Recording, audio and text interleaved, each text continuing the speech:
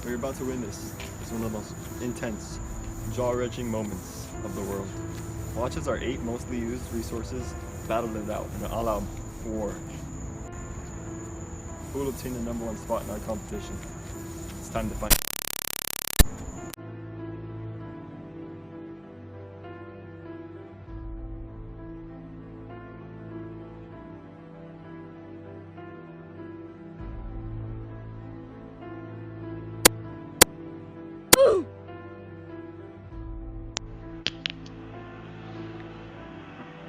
Here we see the almighty solar panel take out its opponent biomass.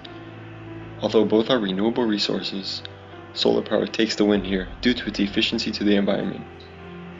Biomass energy releases an abundance of CO2 when it's burned, because trees store CO2, and when they are burned it is released into our atmosphere.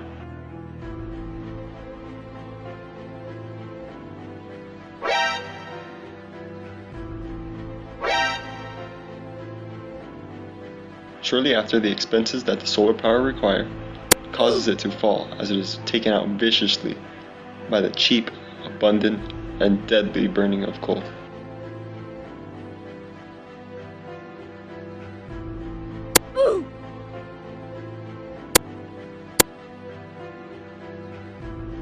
Coal moves on to its next unsuspecting victim, geothermal energy, which is a renewable resource using heat from the Earth's core to power things. Geothermal is very beneficial to our atmosphere because it has the smallest carbon footprint of any cooling or heating source, and has the potential to grow even more efficient.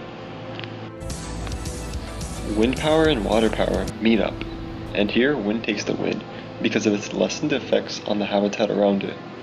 Hydroelectric power through dams causes habitat fragmentation and a lessened flow of water, while wind power only requires slight fragmentation.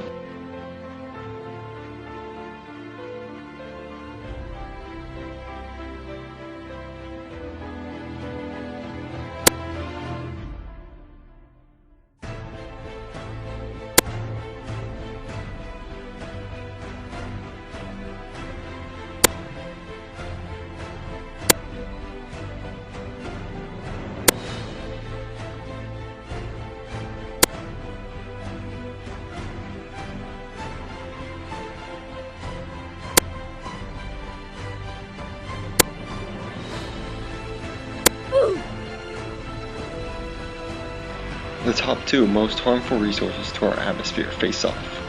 Coal and petroleum walk cautiously over towards each other. You're all familiar with coal. But its counterpart, petroleum, is used because it is very cheap, effective, and reliable, just as coal is. The only difference between the two: coal is available at the top surface layer of Earth, but oil is 3 to 6 kilometers down below.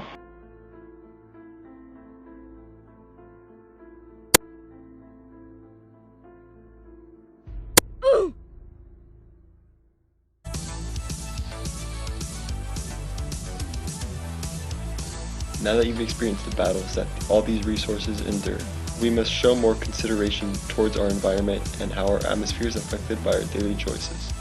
My fellow comrade, Lucas Sanchez, will teach you. Biomass, one of the more, you could say, definitely one of the less renewable resources on the planet Earth, is primarily seen being put in use, and more, third world countries plagued by poverty.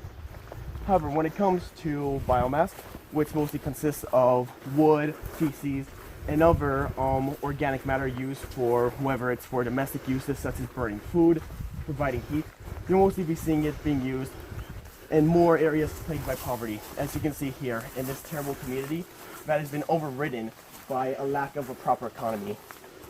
However, when it comes to such environments, indoor pollution is a problem that will always exist, especially with the unfortunate youth of today's societies with less developed respiratory systems, who will find themselves dying day after day from indoor air pollution that is caused by none other than the burning of biomass.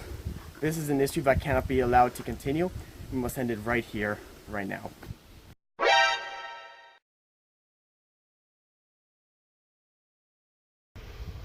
So, you're probably wondering what I'm doing here lying down in the field. Well, just so you know, we're going to be talking about biofuel right now.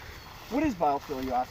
Well, simply putting it, biofuel is deriving fuel, such as diesel, from organic matter, as you can see all around you in these beautiful crop fields, devoid of any corn, unfortunately.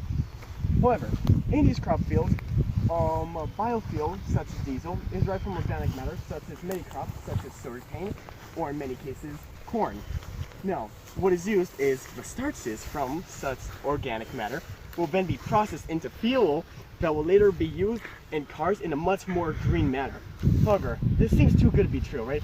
Well, it's not, I mean, it exists. But, of course, there are side effects.